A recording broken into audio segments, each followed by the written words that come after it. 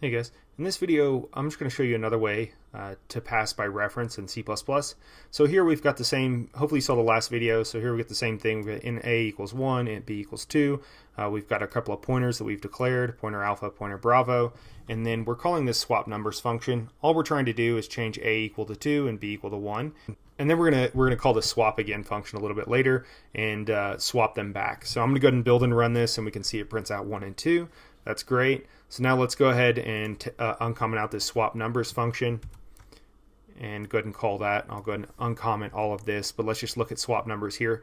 Here you can see I've done a star ampersand, and now what I'm creating is a reference to pointer alpha. So here I'm referencing pointer alpha, and with a reference you can essentially treat it just like the original thing. So you can treat this just like it was pointer alpha, even though we've given it a new variable name.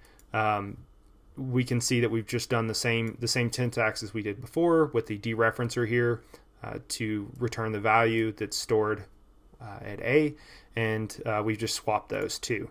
And just to show you something kind of cool, we're going to go ahead and let's go ahead and build and run this first. We can see, yeah, it prints out, and you can see here that I've printed out what's stored at reference pointer alpha, and so we've got this address in memory, and then I've printed out the address of reference pointer alpha here. And so now what we're going to do is we're going to go ahead and call swap again, and all that does is should swap these back, so we should see 1 and 2. And then what's really cool, what I really want to show you is here I've printed out the value that's stored at reference pointer alpha, and all of this isn't needed. This is just a name. I'm just doing that so that we kind of know what we're doing. And then here I've printed out the address of that variable, and we're going to go ahead and build and run that. And we're going to see something pretty interesting. So here we see that reference pointer alpha and reference pointer alpha are both pointing to the same, what's stored there is the same thing, and that's what we would expect. We would expect both of these to point to the address of A, and that's exactly what they do. And just to prove that they point to the address of A, why don't I do this? And there we go. So we can see that the address of A now, all three of these things are exactly the same. And then here we're printing out the address of these different variables of reference pointer alpha, and reference pointer alpha. But here's what's really interesting is that these are both exactly the same.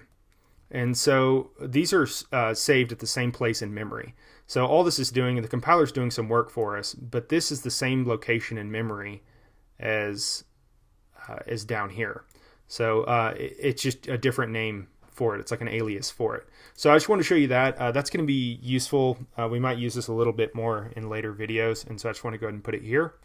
So moving on to pointer, here we can see we've got int a equals 1, int b. We've got the same thing we had before. We've declared a couple of pointers.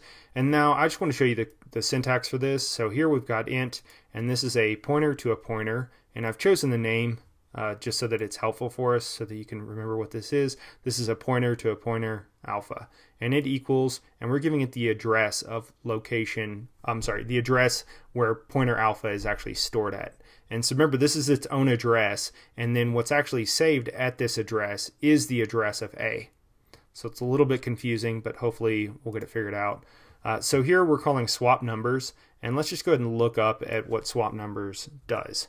So here we've declared an integer pointer to a pointer with the two asterisks, and then we've called it pointer to pointer alpha, the same as I called it down here. Remember, this is a separate variable.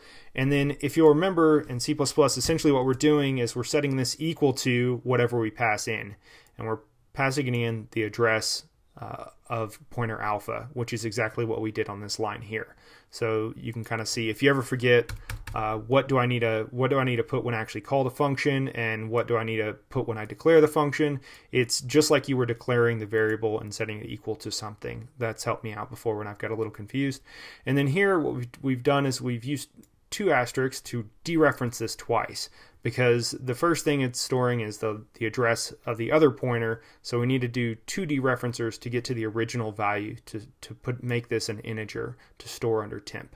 So we're just doing the same thing we did in the last part of the video, where we just swapped numbers, and we did the same thing for pointer bravo here. And then here I'm printing out the address, so I'm using one dereferencer, and so I'm printing out the address that is stored at under pointer alpha. So basically, if I print out pointer alpha in main, and I print out, or here I've done the address of A, then this should print out the exact same thing because I've dereferenced it once. Let's go ahead and try that. And we can see, yeah, this prints out the exact same thing. So, and then if we wanted to go ahead and put 2 asterisks there, again, we get the original value that's now stored at A. And then we printed out A. So we can see that these 2 numbers here agree. And so that's it for pointer to pointer. This can get a little confusing. Hopefully I was pretty clear, but I do encourage you to try this out for yourself. Kind of play around with it and say, you know, okay, what is it going to print out if I don't do anything at all? And then test yourself somewhere else. So anyways, we'll see you next video.